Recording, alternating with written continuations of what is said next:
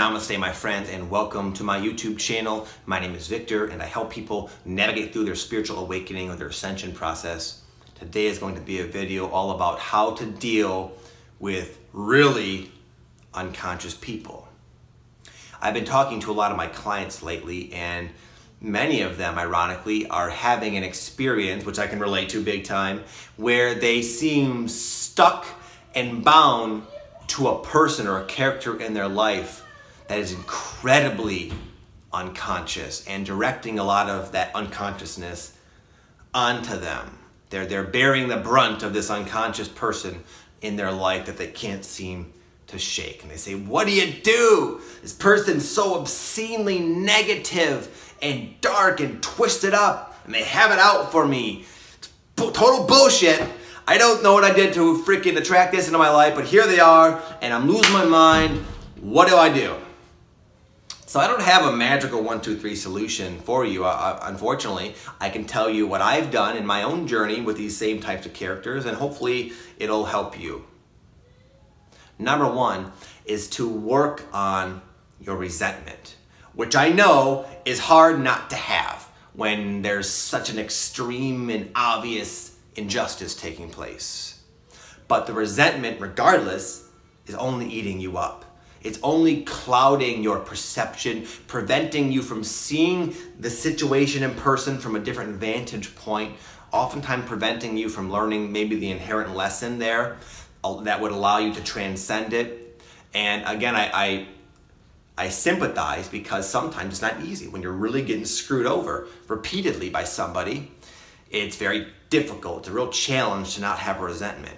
But I would acknowledge the fact that the resentment is not going to benefit you, and again, it's going to kind of continue to bind you to this person or situation or whatever. So start working on the resentment. Become present when you have that resentment energy, and try not to feed into it by justifying it in your mind, which we all tend to do. Number two is make an effort to understand where they're coming from.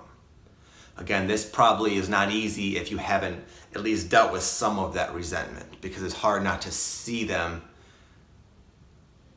really only as the person who's bothering you. It's hard to see beyond that and the shoes they've walked in their whole life and the experiences they've had, which might have played a role in them behaving in this way.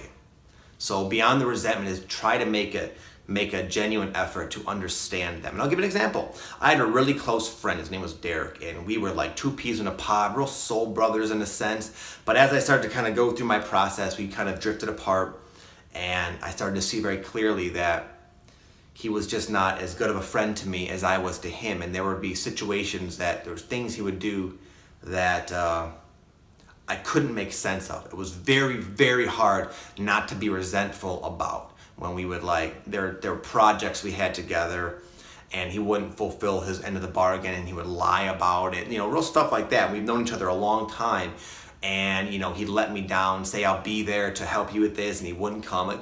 Again, not to pour my situation out under the video, I'm not trying to complain, but anyways, without getting too specific, there were situations that made me super resentful, where I could not for the life of me see where he would get off, lying and deceiving and manipulating the way he constantly was. But beyond my resentment, I was able to look at him not from my own anger, but more from, not my heart at that time, but more from a place of objectivity. And it dawned on me that, you know what? I didn't have a perfect childhood, but it was certainly a lot less dysfunctional than his. His father was pretty much the worst type of alcoholic I've ever seen. A true monster, a monstrous alcoholic, very abusive and just really, really dysfunctional. And his mom, she had her issues obviously as well. And I'd spend the night over at his house, and it was a very crazy ass household. And he's been through some shit in his life. So he's got these coping, he's got his way about him that I can see that even with his, what I would perceive issues or imperfections, which we all have, I can see where he's actually doing a phenomenal job at dealing with what life dealt him And I can see very obviously now why he would behave the way he was that was so irritating to me.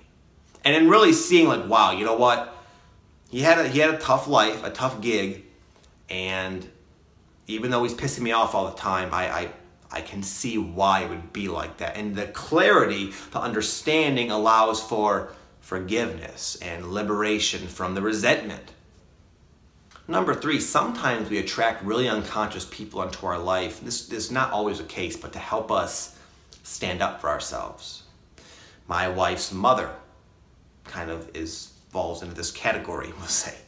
And there was a time when my wife was going through her own sort of transition earlier in her day, and her mom, you know, kind of witnessed my wife rising up, kind of becoming empowered, and she wanted to kind of keep her down, so she would constantly slip in these real snide and undermining remarks, knowing that they were going to press my wife's buttons big time. They had like a meaning that they both understood, and she would do it in public or around other people, almost as a way to provoke my wife to flip out on her. That's kind of the shit she would do.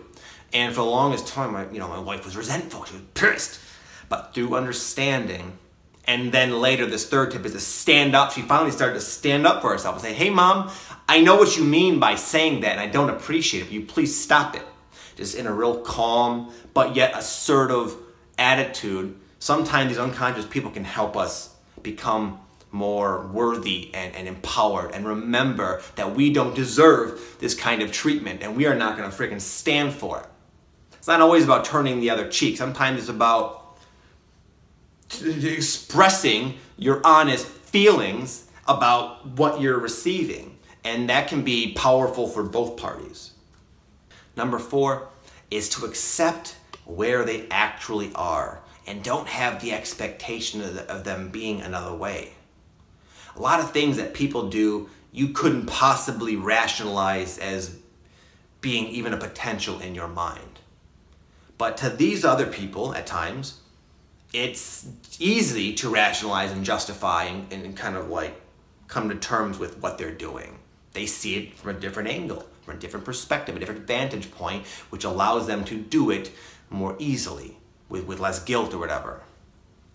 And a lot of times we can impose our consciousness onto other people. And because we think it's ludicrous why anyone could possibly do that, we place that onto them. But that's sort of a false premise. That doesn't make any sense, because they're operating from a different perspective. And they just don't see it the way you do. And therefore, it's illogical, and we're kind of setting ourselves up for disappointment when we place these expectations that just because I wouldn't do that, they shouldn't do it.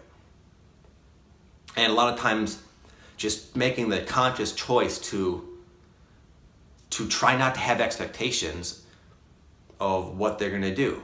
Not expect them to be other than what you see. Even if sometimes you see little glimpses and glimmers of hope, primarily it's safe to assume that they're going to predominantly exhibit behaviors that they typically do most of the time. And it's insane to think otherwise. But we all do.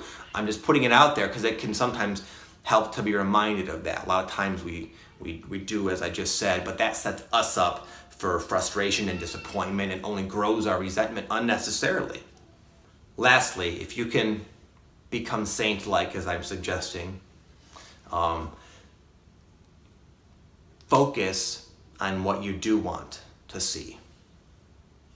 A lot of times we label a person based on a particular version of them that we happen to attract into our life for whatever reason. And if we don't like what we're seeing, not that it's easy, it can be helpful, and it really does work to use your own masterful, co-creative manifestation powers. Visualize and focus on what you do want. Victor, you suck, I hate you, I want to punch you.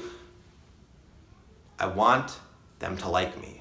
I visualize you being nice to me or ignoring me. I visualizing you out of my life. I visualize myself feeling free of resentment and anger, and you are gone out of my life, and that's what I focus on. And even though you're right there actually currently and bitching at me or whatever you're doing, my mind is where it wants to be. This is not easy. Again, it's not an easy thing, but people have done it. Sometimes what's really helped me at least attempt this sort of defying of the odds, what I'm just saying here, is I look throughout history at people who have done this in much more extreme cases than I'm dealing with. For example, Reuben Hurricane Carter was a famous #1 contender, a famous boxer, locked up for something he didn't do, put in jail, and given very harsh treatment. And he beat the system because he would not let them infiltrate his mind. He controlled where his mind resided, and therefore eventually he transcended. He got himself out of jail. He learned how to do it. Another guy, Viktor Frankl, was a famous psychologist, wrote the really popular book, A Man's Search for Meaning, someone who survived the Nazi death camp, the Holocaust. And he learned how to successfully detach from the grim circumstances he was constantly in and find peace and harmony in himself. And if they can do it, we can deal with the annoying ex-wife or ex-husband or whatever. Anyways, regardless, my friends, I hope this video has helped you in some way. I've applied a lot of these techniques myself with great success. At least currently, I don't tend to have those kind of characters in my life, but I once did, big time. And to varying degrees, I applied what I suggested, and they worked for me nicely, and it's my hope they work for you. I will talk to you all tomorrow. Thank you for watching. Namaste.